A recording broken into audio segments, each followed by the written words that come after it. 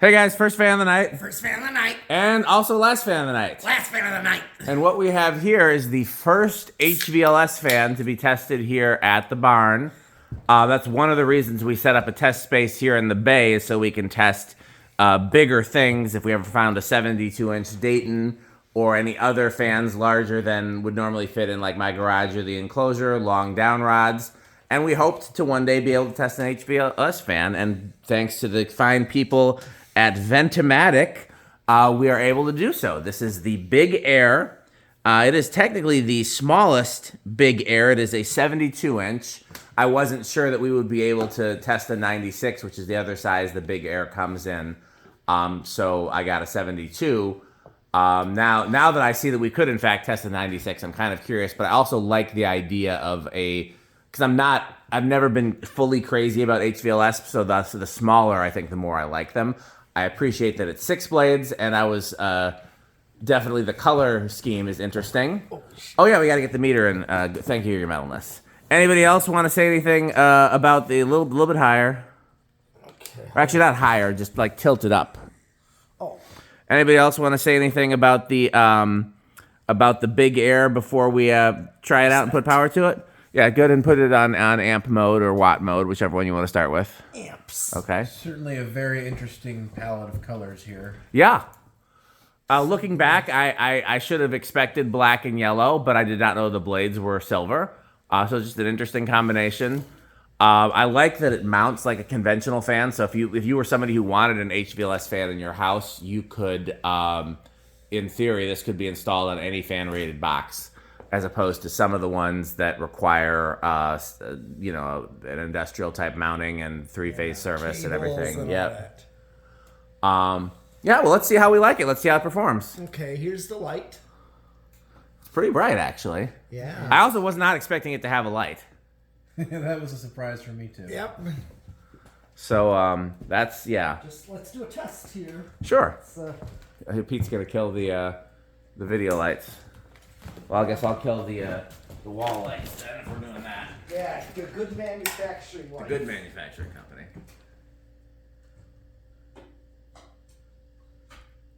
Okay, well, that's actually enough to light up That's the dark. bay here. Yeah, that could stand in for like a standalone porcelain socket. That's not bad. Oh, it could do more than, well, I guess these days you can put all kinds of LEDs in a porcelain socket, but it's more than like, what, 150 watt incandescent. Yeah, I'm impressed with this light. Can you change the color temperature, or is it just that color temperature? No, I think that's it. I'm fine with that because it's not daylight. Agreed. I would not want just daylight. If you're gonna have one color temperature, it needs to be neutral to warm. Okay, you said it. Unless it's fluorescent, in which case it's got to be cool white. So yeah, that was enough to like, if we didn't have all of this other fine lighting in here, that would be enough to like light the bay. Maybe not for work, but for like if we were using this as a garage or as storage or as what a barn would normally be used for. Heck, I think if we hung 2 of these, that would be enough for this whole space. So that's pretty impressive. Let's see what it does. And then which is low, did you discover? Is it 1? 1. Okay. Oh. Do you have to hit power first? No, you gotta like point it right at it. There we go. It'll take a minute to adjust because it's a DC fan, so they do DC fan things.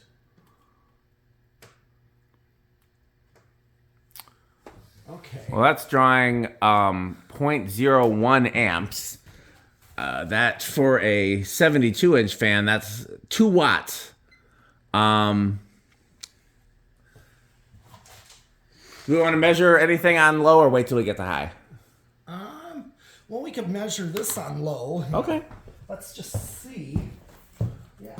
I'm curious what we're getting for those 2 watts because that's a very small amount of electricity usage for something so big. So I want to know what those 2 watts are getting.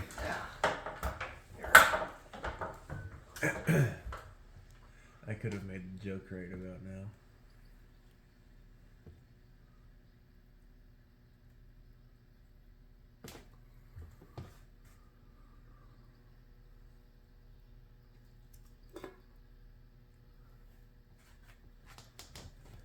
Where are the calculators, Your Metalness? There's one on that counter in the enclosure. Okay, I'll go grab that. Okay, do 230. Divided by 6? Yeah, Well, 240. that would be 40 RPM.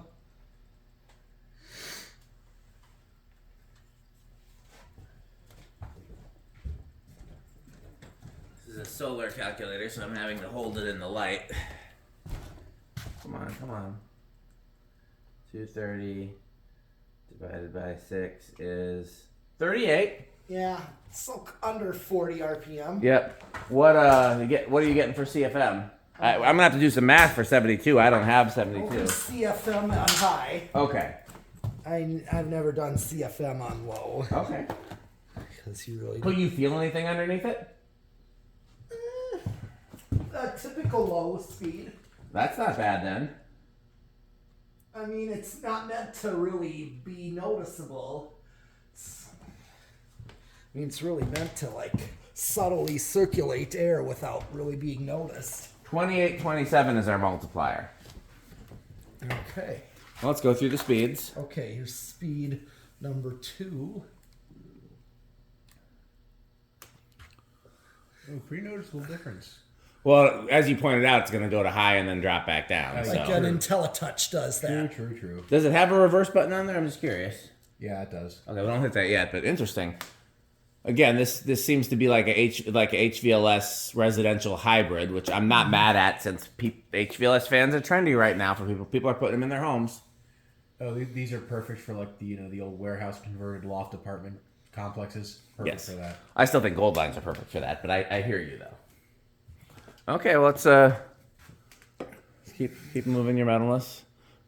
We'll do everything on high because it's just gonna be incremental. But we'll do like watts and power factor and all that when we get to high.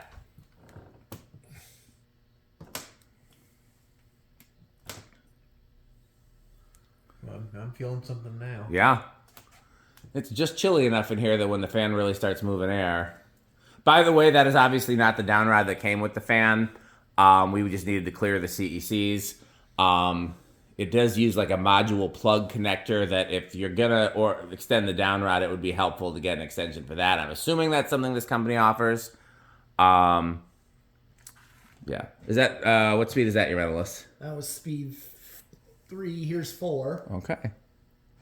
Pretty noticeable difference between 2 and 3. And 3 and 4. Yeah, that's true. Well, again, it's going to high and dropping back down, so let's see where we get from there. Yeah, we went from.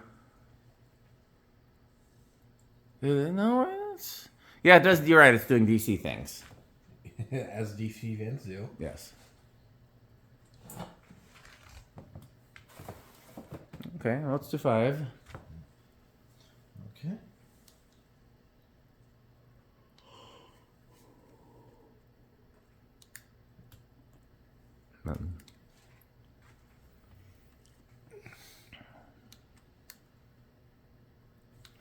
This could be because I've never had a DC motor fan installed in my house. There it goes.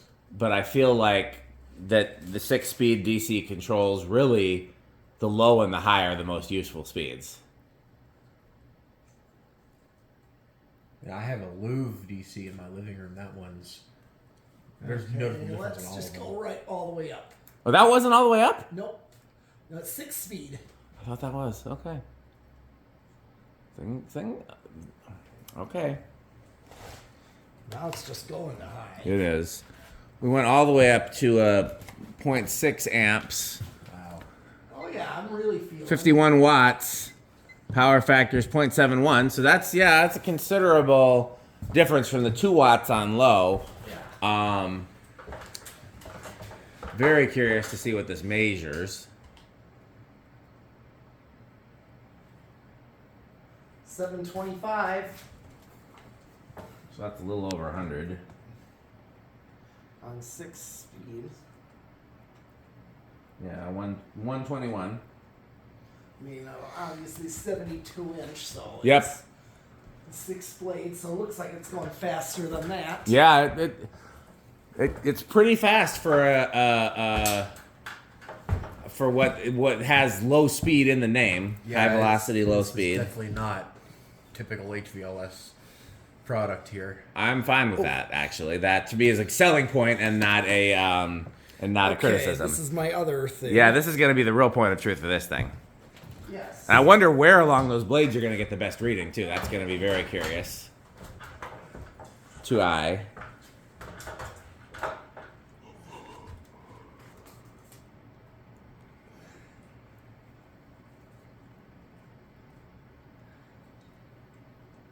You could probably go a little closer. You look like you're a good 2 feet away.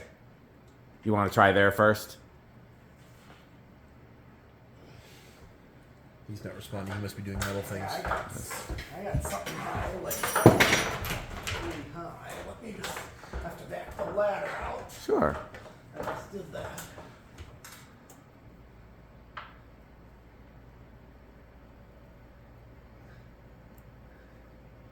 I just got a 590. What happens when you go closer to the tips of the blades? It decreases. Okay, you found the sweet spot pretty Yes. quickly, huh? Yes. Let me know if you get a number higher than 590. I'm going to use No, I 590. didn't. No, I didn't.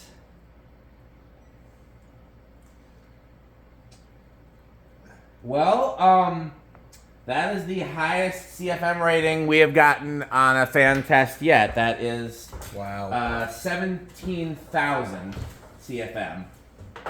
That's Just a rough. Yeah, it's 1660. I rounded up, but yeah, 17,000. So yeah, that outperforms even the highest performing antiques and industrials we've tested so far. I think maybe 14,000 might have been the highest number we've got. Yeah, for like blender fans. No, Blender fans weren't even the highest. Highest were cast 60-inch Dayton's, and surprisingly, those Airmaster Crompton Greaves things were really high up there. Your spin down. Yeah.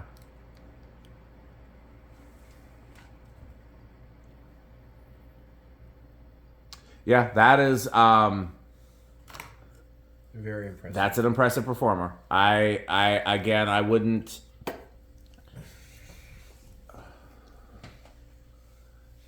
I don't say things about products that I don't actually like. I wouldn't say nice things if I didn't mean them, I guess is what I'm saying. I'm actually impressed by the performance. Granted, I don't think we've tested a fan 72 inches before. I'm trying to think what's the biggest thing we've tested. 60 inch for sure. Have we tested how big are Avalons? Good question. I'm not totally sure. I think the Malibu Star is 84 inches. I can't remember what the Avalon is, but might be 72. But either way, that's not meant to be as strong of an air mover. I would love to put something like this against the 72-inch Dayton. I would love, but that would involve finding a 72-inch Dayton, which has not happened yet. Well, your medalist, you want to show reverse? Let's. And the other thing I like to show people is like you get the current draw and the power factor off the light kit. So we could do those. Let's spin down first. Yes, indeed. It's got a pretty long spin down. Yeah, that's another good It thing. would not fit in at my house, but I kind of like the yellow accents. Okay. I don't know where I would. In any place that's designed to look modern and industrial is where this would fit in. Huh. Hold on. Also, an interesting thing, if you don't like that lower canopy, it's purely decorative, and I'm pretty sure you could hang the fan without it. Oh, for sure. Yeah. It's not serving There any it goes. purpose. It's not even secured down. It's just sitting there. I'll just do. Well, I just did low for reverse. Low reverse and high reverse? Yeah. That's fine by me. Okay, it's drawing the same. I'm curious to know what I'm going to feel on high reverse standing over here with such a high ceiling, because normally reverse is not. I wouldn't be surprised if we see the surrounding fans start moving. Let's see. Okay, here it goes.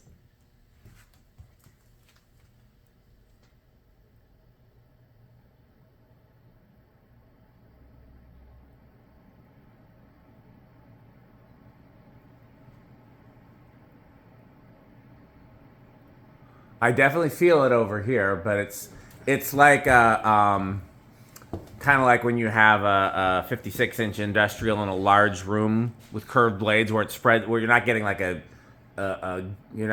gust of wind. You're getting like you can just feel that the air is moving. Now, I'm a little surprised that nothing is spinning, but again, I wonder if those blades are not contoured for updraft. Yeah, units like this, I think they should just be single direction. Yeah, but then people would complain that it's not. Well, in applications where this would be installed, I don't know if they. Yeah, if you want to know something that's weird, Fanimation, the Beckwith was. Let me see this. Had the pointy blades, like a portable fan, and they still put reverse on them. Do the I'm just saying, lights drawing. You also don't. 42 watts, pretty high power factor, but not one. Anything else you guys want to see or test or say about this? Not really. The light does There's have not much. a dimmer, right, or no? I don't know. I've tried it. Well, it's definitely not. I feel like somebody got it to dim. I thought I saw it on dim, but maybe I'm making that up. Maybe the switch is on the anti-dimmer switch. Oh, they have an anti-dimmer switch? Yeah, most fan remotes have them. Didn't know that. See, Like if you have a CFL in there, not that this has a CFL, it's not compatible with one, but you can turn off the dimmer setting. There should be a switch in there for it. I see there's an on. That's probably it. Yeah. Let's see what happens when I do that.